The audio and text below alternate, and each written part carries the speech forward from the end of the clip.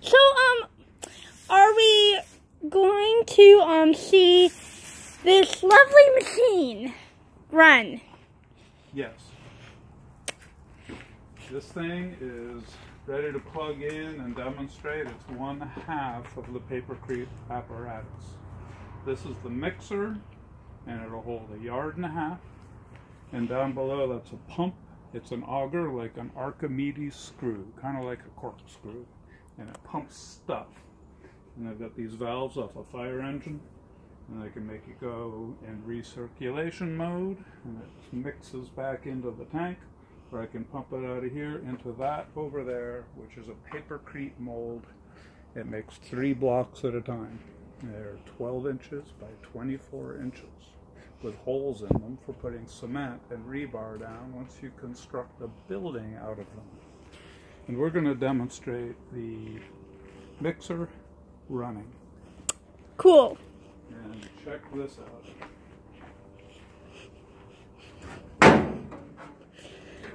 Just 10 horsepower, 3-phase engine, motor, electric motor. And it needs a static phase converter to make it run off of house current. And so it has great big capacitors inside of it. And then some other great big capacitors also that tell it which direction to turn when I plug it in and start it. Should we warn the audience about maybe getting earplugs? I might get electrocuted. I have this great big ground on it. And, It's up to a ground stake. And, should we warn people about the... Papa, shouldn't you warn... The noise? Yes. Yeah. It's got a 60 amp, like, dryer plug sort of thing. Make sure that you wear earplugs while listening to the loud noise. It is very noisy. No, if you are on a headset, please turn it down. It will be very loud. And good luck.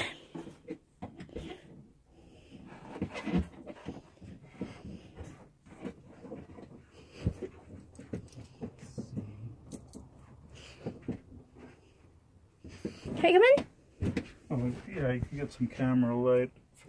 Oh, no. That helps. Okay, it's plugged in. All right, stand back, folks.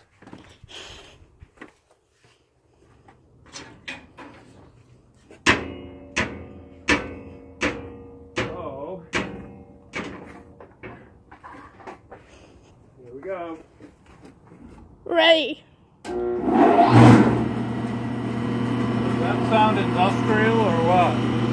Yes, it does. So, that's just the motor spinning.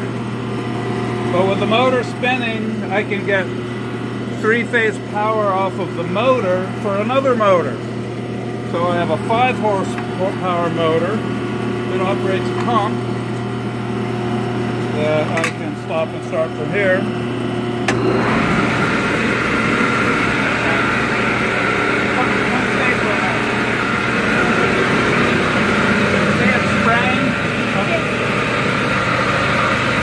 It's leaky, but from above it's got a hole below it.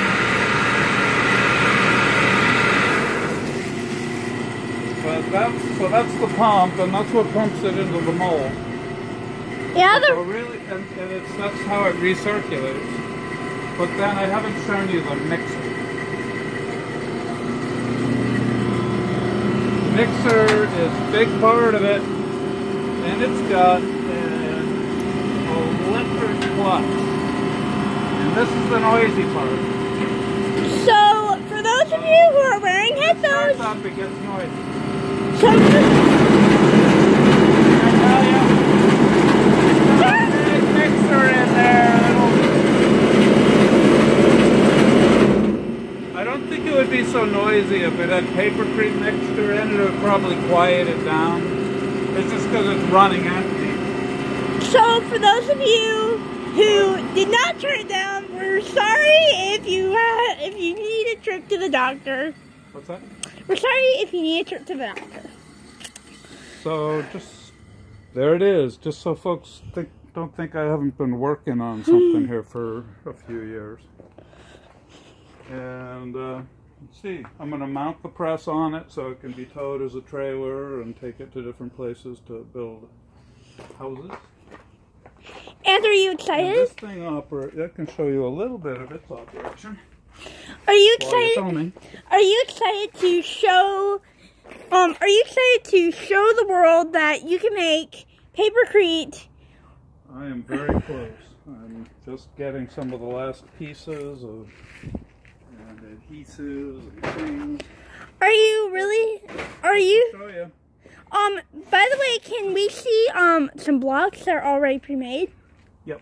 Watch this. See that? It's a big lift table, and it lifts 4 different frames. Here's one. Here's one. Like this. 3 of these frames. The other 2 are in there. And these come up and they press the block. I've got these screens that have this fiberglassy plastic screen that lets the water out. When the pistons come up, the water comes out all these weep holes. See all these little slots for water to come out when you squeeze the block. And you put cement and lime in the water, and the paper kind of filters holds onto the cement and lime, so what you get out is nice clear water. Cool. That you can use in the next batch. And then I re-engineered it with these in the middle so that the new blocks will be this shape, and that way when you put rebar in, you can put rebar on an angle and stuff like that. And let's pull out some blocks. Alright. And then I will interview you on it. Oh.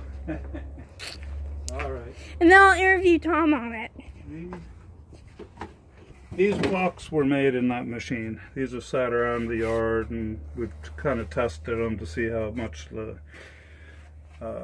mildew and algae and stuff gets into them. So this is old block. How much does it weigh? It's pretty light. It's lighter than it looks. Maybe you can lift it. Pretty heavy. Well, you know, it's pretty good for building with. For a later model, these are for regular bricks, and they use these bricks to put on the south side of houses in areas where it's hot, and the insulation value of these is really good for reducing people's air conditioning load. And how much money would you be saving on these versus buying conventional bricks? I don't know. Conventional bricks are really cheap, like 60 cents a brick or something like that, and maybe you could compete with that. But you're not really using them for the same thing. Although sometimes they'll compete with bricks, but they're a better competitor because this gives you insulation. And how much money will you be saving on your electric bill with these?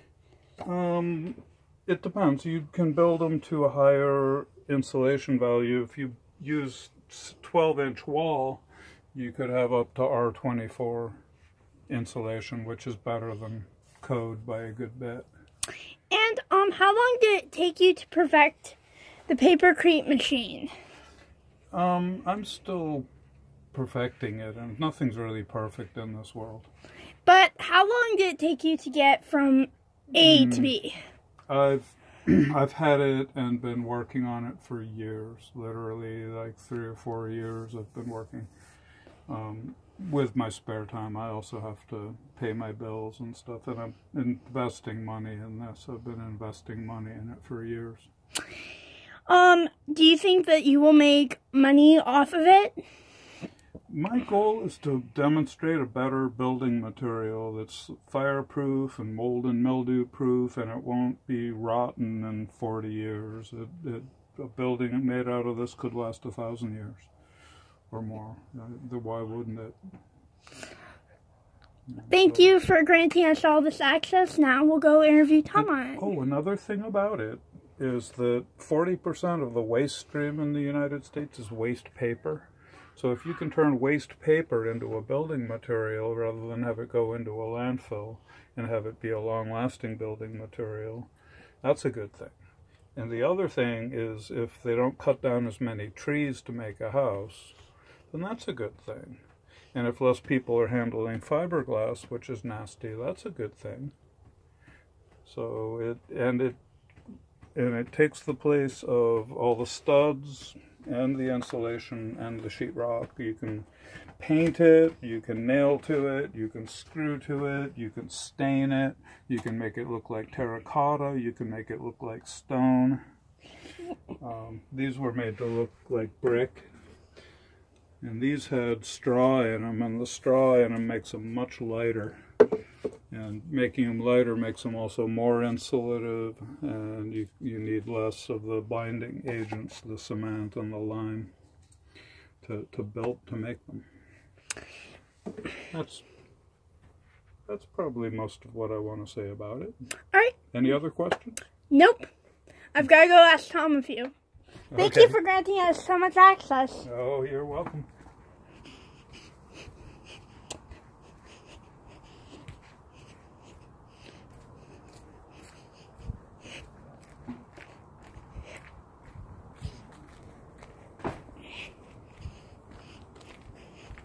Tom, may I ask you a few questions on the papercrete machine?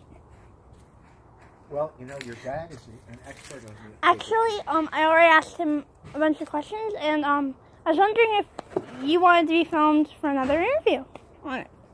So, how do you feel about this big white machine out in the yard? Do you think it's attractive, ugly, or other? I think it's other. Do you think the machine is going to be very useful in the house build? Yes, I think it will absolutely be a useful machine. And do you think that you will want to use it in the future? Well, I would like to learn how to use it. That's what I'm interested in. I really don't build them. Your dad builds the machines, and I'm more interested in machine operation, how things operate, and how to be productive with the machine. But I'm very interested in learning. Do you think that you would be willing to teach others how to use it? Maybe save a little money on a contractor and stuff, which is not suggested. I'm not sure. It depends on who the person was. If it were Carter, maybe. And maybe would you use it in more building materials? Like, would you use it to do you think you would be able to lift one of the bricks up and build a house? I don't know about that. I think I would, yes. I would be able to lift the bricks and build a house. Do you think, that do you think that, it's a great machine that you can build stuff with all the installation stuff? And do you think that, Pink Panther, the company that makes installation, will go under because of this machine? Well, it all depends. You see, it's all about how it gets organized, and I'm worried about threatening Owens Corning. They're going to come after me. Well, they would be threatened by it, but I think there's an issue about the mix, the formula that you use for your mix for your product, and I think that if you have what we call a proprietary interest in that solution, and you had production, you could compete with them. But the problem is then other people compete with you. It's a competitive system. So that's the problem that we face, is people aren't cooperative about how to roll something out that's better than Pink Panther insulation. Do you think that you will be excited to test this new building material out on the house that you and my father are currently working on? Well, we already have a test, you see? Those bricks there, you can get those on the camera. That's the test. So over 10 years. Yeah, this is 10 years in, and how solid it is. Mm-hmm. Those are the bricks. And do you think that you will be using this building material in the future? Yes. Would you suggest it to other people who want to try using it? Yep. I'm worried that when this machine gets going, it's going to be in really high demand, and it's going to be hard to decide where it goes first and what it does first. Well, I guess that's a good worry. And do you think that people will be really excited by this new invention, that they can save maybe, some money on bricks? Because, I mean, think about it. With a whole house, that money, that cents can add up by brick. Think about it, if you're going to build a house out of bricks, it could cost you $1 million. Mm-hmm. Well, we think it could save a lot of money on the cost of building a house. We've sort of thumbnail sketched it. Maybe it might save 40% of the cost of building a house. You might be able to build a house for 60% of what it would cost using conventional materials, because it takes the place of the studs and the insulation and the sheetrock. Do you think that it will replace Pink Panther in stores like the Home Depot or Menards? I think it might displace some of the market, and it'll take a while. Somebody would have to make a lot more of these same machines, or make machines that make even more blocks at once. Like if there was a high demand for these kinds of blocks, somebody would want to make a machine that made the blocks faster and make it more automated and have it maybe make 10 blocks at a time or 20 blocks at a time. Do you think that you would be that person?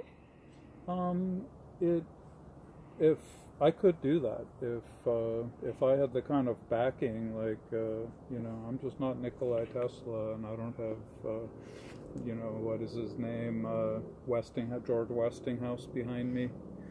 I don't have, haven't found my sugar daddy, whatever you call it, funder, some progressive funder with millions of dollars that wants to back up my ideas. No, you mean Donald Trump? Donald Trump, I think he's just like, it's organized crime and stuff. Casinos, hotels, stuff like that. It's not my world. Okay. Well, anyways, I've got to ask the person over by Tom a few questions. Carter, do you mind being on YouTube? I don't mind being on YouTube, no. What do you think of this machine that's in the yard? Do you think it's pretty, ugly, or other? I think it's pretty, personally. It fits my aesthetic, It's kind of, you can see how it works, and I think that is pretty in a way. It's all there to see. It's not a presumptuous machine. It's not a self-important machine, but it's a machine that gets things done. And what it does is also pretty.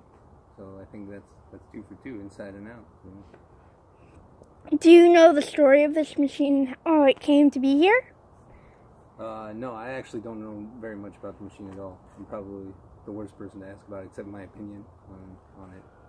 Do you think that you will be using a lot of these bricks in this build? Well, there's certainly a lot of potential, but I don't know what's going to happen next. Are you excited to see this machine rock and roll? I am very excited to see this machine rock and roll.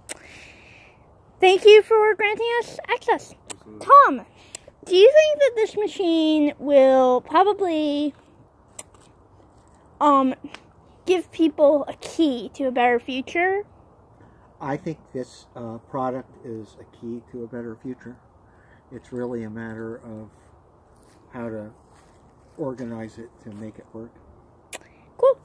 Papa, do you think that this machine will replace Pink Panther in stores across America? Not in a big hurry. I think there will always be a demand for new pink insulation in kind of working on older houses that have conventional framing and all that sort of stuff. But in new construction, it would be nice if these kinds of blocks displaced wood and fiberglass insulation as building materials.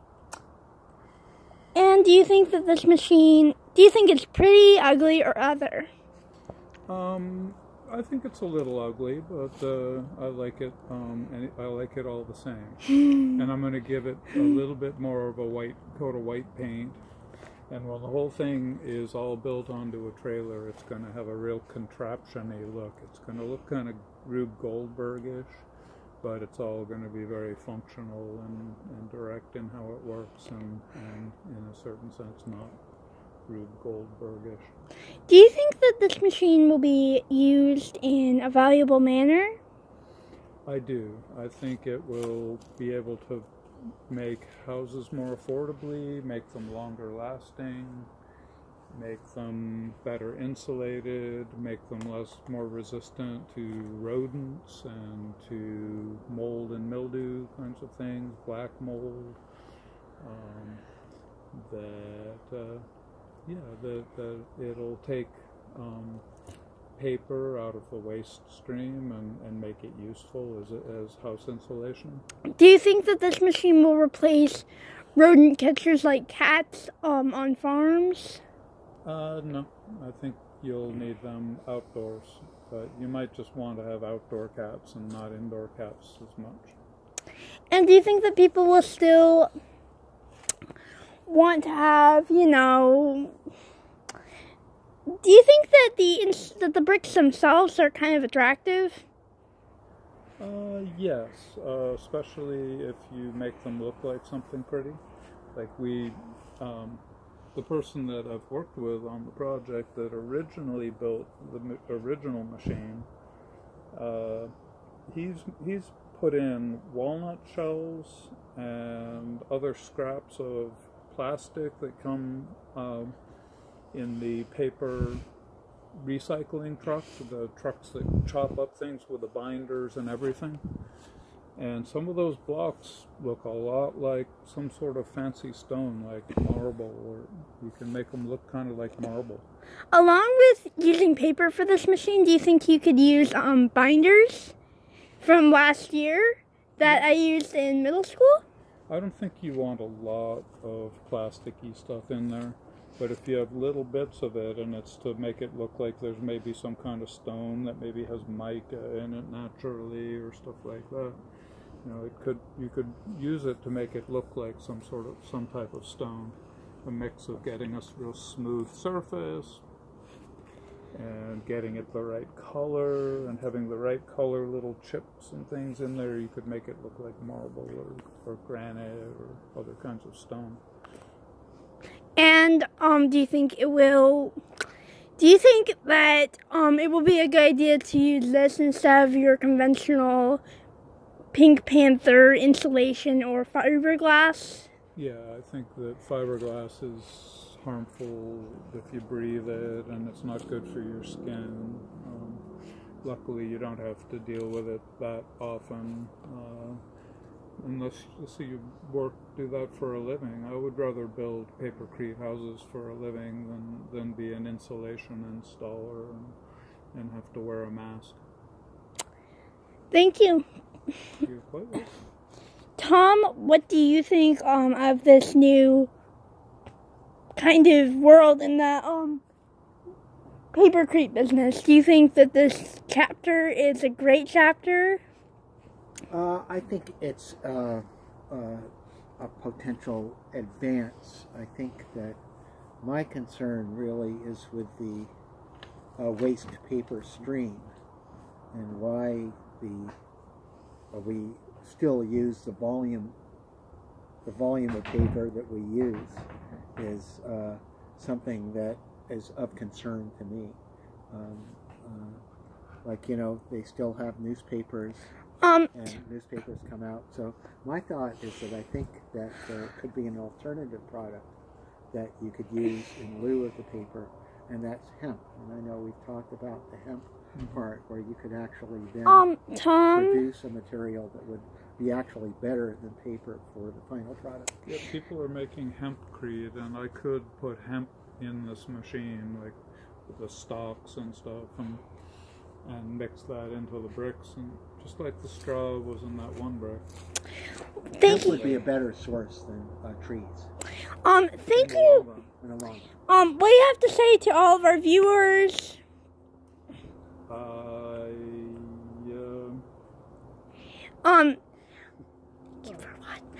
Thank you for watching. Thank you for watching this video that Olivia's producing, and I hope she edits it down a little bit and cuts out all the blather, because some of us sometimes blather on and on and on.